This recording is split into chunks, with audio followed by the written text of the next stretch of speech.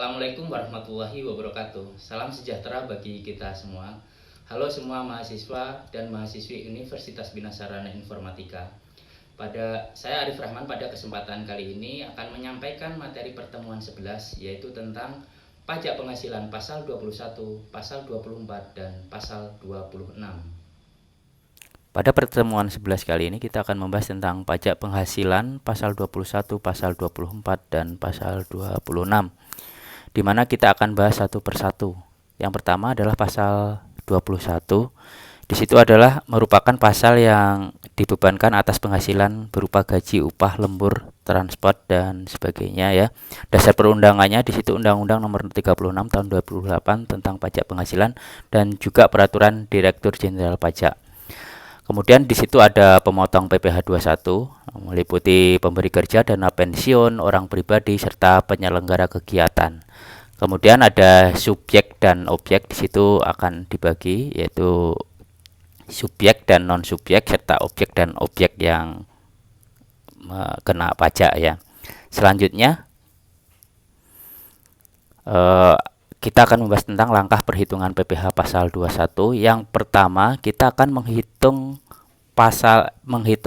penghasilan bruto.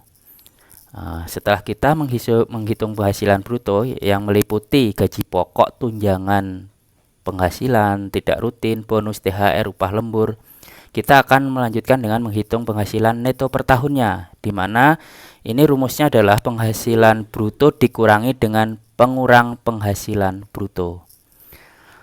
Selanjutnya kita akan menghitung penghasilan kena pajak. Untuk menghitung penghasilan kena pajak ini penghasilan neto dikurangi dengan penghasilan tidak kena pajak ya. Itu ada peraturannya di Peraturan Direktur Jenderal Pajak, bisa kita lihat sendiri tahun 2016 ya, ada aturan-aturannya. Kemudian langkah yang keempat adalah menghitung pajak penghasilan pasal 21 terutang. Ini ada tarifnya sendiri, di mana ini yaitu PKP dikali tarif pasal 17 ayat 1 tergantung dengan jumlah penghasilannya itu berapa ya. Selanjutnya ini ada contoh soal perhitungan pasal 21. Ini bisa kita lihat ada seorang pegawai di perusahaan di mana sebagian ada yang dibayarkan oleh perusahaan dan ada yang dibayarkan sendiri ya. Kita langsung di penyelesaian soal perhitungan PPh-nya. Di situ ada gaji akan penghasilan bruto setelah ditambahkan dengan jaminan kecelakaan dan jaminan kematian. Kemudian ada pengurangan jabatan, di situ ada biaya jabatan ya, kita lihat jumlahnya 900.000, kemudian kita kurangkan maka menjadi 9.180.000, kita kalikan 12, itu akan menjadi penghasilan neto setahun. Selanjutnya penghasilan neto setahun ini kita hitung penghasilan tidak kena pajaknya. Untuk wajib pajak sendiri itu sekitar 54 juta ya, ditambah wajib pajak kawin ini 4.500.000, maka PTKP-nya 58 juta. Maka sisa dari 180 dikurangi 58 juta ini sisanya 51 jutaan ya. Untuk tarifnya adalah kita ambil yang 50 juta sendiri, ini kena tarif 5%, kemudian sisanya kena 15%. Maka apabila kita hitung PPh-nya itu adalah setahun 2.700.000. Kemudian kita bagi menjadi 12, maka kita bulatkan sekitar 230.000 untuk pajaknya setiap bulannya ya. Ini untuk yang punya NPWP. Sedangkan jika tidak memiliki NPWP, dia akan kena dikalikan 120% dari 230.000 sendiri yang menghasilkan 276.000 rupiah. Selanjutnya ini ada pasal PPh pasal 24 ya. Ini pajak yang dibayar atau terutang di luar negeri atau penghasilan dari luar negeri yang diterima atau diperoleh wajib pajak dalam negeri boleh dikreditkan terhadap pajak yang terutang dalam tahun pajak yang sama. Nah, ini contoh perhitungannya ya. Nah, ini ada dia menghasilkan di dalam negeri 25 juta dan dari luar negeri 10 juta. Nah, ini pajak di luar negeri kita asumsikan 20%. Kita hitung di sini ya. Nah, ini perhitungannya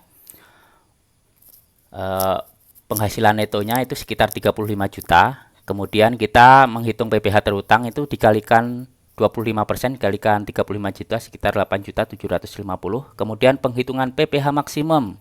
Nah, ini 10 juta dibagi 35 juta dikalikan 8.750, maka sekitar 2.500.000 rupiah. Maka perhitungan PPh yang dipotong di luar negeri adalah 20% dikalikan 10 juta, yaitu 2 juta rupiah. Kita lanjutkan ke pasal 26.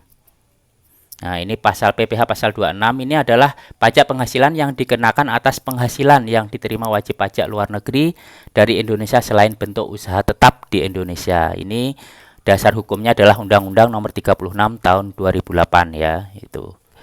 Kita lanjutkan langsung di contoh soalnya saja. Nah, ini